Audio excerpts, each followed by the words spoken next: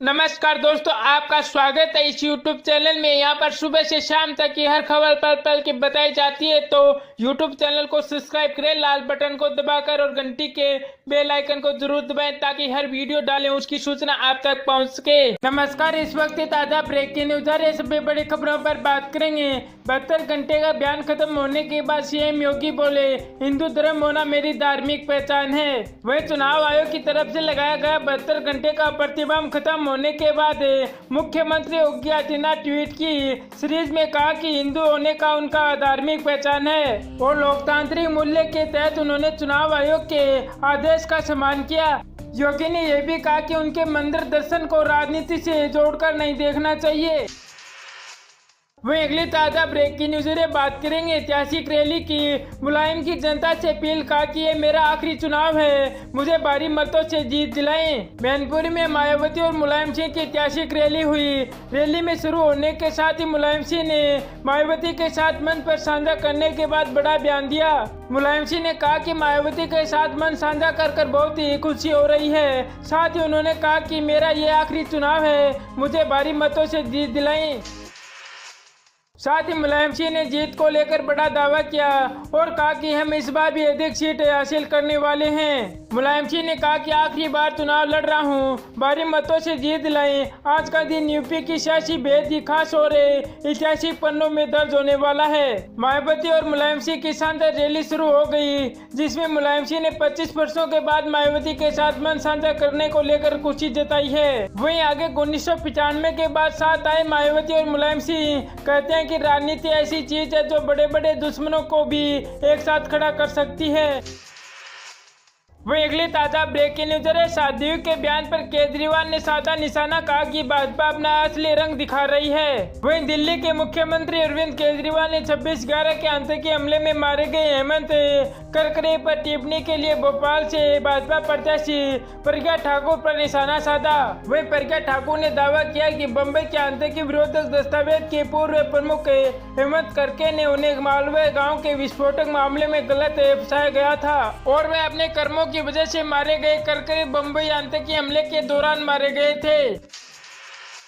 वह अगली ताजा ब्रेकिंग न्यूज है। मायावती ने पूछा कि चुनाव आयोग के पास ऐसा कौन सा अधिकार है जिसमें पीएम मोदी के विमान की तलाशी पर रोक लगाई है। बहुजन समाज पार्टी के अध्यक्ष मायावती ने एक बार फिर से चुनाव आयोग पर सवाल उठाए हैं। पीएम मोदी के विमान में बक्से के मामले पर मायावती ने कहा कि चुनाव आयोग के पास ऐसा कौन सा अधिकार है जिसमें पीएम मोदी के विमान की तलाशी पर रोक लगाई है, जिससे पीएम मोदी के विमान की तलाशी पर रोक ऐसे करने पर आईएएस के प्रयात एसपी को निलंबित कर दिया गया था। बता दें कि चुनाव आयोग द्वारा उनके चुनाव प्रचार पर रोक लगाने के बाद मायावती लगातार चुनाव आयोग को घेरने में लगी हुई है। पीएम नरेंद्र मोदी आज तालाकटोरा स्टेडियम में करेंगे बड़ा जनसभा। बताएंगे बीजेपी के संकल्प पत्र में व्यापारियों के लिए क्या खास है। वही प्रधानमंत्री नरेंद्र मोदी आज शाम को तालकटोरा स्टेडियम में दिल्ली और देश भर के व्यापारियों को संबोधित करने जा रहे हैं। बीजेपी ने इस कार्यक्रम को राष्ट्रीय व्यापारी धन्यवाद महासम्मेलन का नाम दिया है। बीजेपी ने अपने संकल्प पत्र में 2019 व्यापारियों के लिए तमाम घोषणाएं रखी है। घोषणा पत्र में उल्लेखित इन वादों के बारे में व्यापारियों को आश्वस्त रखने के लिए बीजेपी ने इस बड़े कार्यक्रम का आयोजन किया है। बीजेपी के संकल्प पत्र में व्यापारियों के लिए खास बातें, राष्ट्रीय व्यापारी कल्याण बोर्ड गठित करना, रिटेल व्यापारी पर एक राष्ट्रीय नीति बनाना, छोटे व्यापारियों को पेंशन देने का वचन, किसान क्रेडिट कार्ड की दर्ज पर व्यापारी क्रेडिट कार्ड देने का वचन, कर की दरों को कम करने का आश्वासन, सक्षम एवं लघु इंटरप्राइजेज को 50 लाख रुपए तक का लोन किसी बिना कोलेटरल गारंटी के देने का वचन, देश भर में टेक्नोलॉजी केंद्र खोलने की घोषणा, जीएसटी को और अधिक सरल बनाने की घोषणा, महिला उद्यमियों से सरकारी विभाग द्वारा कम से कम 10% सामान खरीदने की घोषणा। वहीं आगे लोकसभा चुनाव के तीसरे चरण के लिए वोटिंग खत्म होने के बाद सभी राजनीतिक दल और प्रमुख नेता अब तीसरे चरण में होने वाले चुनाव क्षेत्र पर अपना ध्यान केंद्रित करने में जुटे हैं। आज इसी कार्यक्रम में पीएम मोदी कारोबारियों से बातचीत करेंगे और उनसे बीजेपी के पक्ष और नीतियों के समर्थन में वोट मांगने की अपील करेंगे। पीएम मोदी का ये कार्यक्रम दिल्ली के तालकटोरा स्टेडियम में होगा। वहीं आगे चुनाव अभियान के कार्यक्रम में आज कांग्रेस महासचिव प्रियंका गांधी आज शाम को कानपुर में रोड शो करेगी। वहीं बीजेपी अध्यक्ष अमित शाह आज अपने गृह राज्य गुजरात के छोटा उदेपुर में एक चुनावी सभा को संबोधित करेंगे, जबकि राहुल गांधी भी आज एक सभा गुजरात और एक सभा कर्नाटक में करेंगे। वहीं चुनाव प्रचार पर लगी रोक की अवधि खत्म होने के बाद यूपी के सीएम योगी आदित्यनाथ एक के बाद एक 4 रैलियां करेंगे।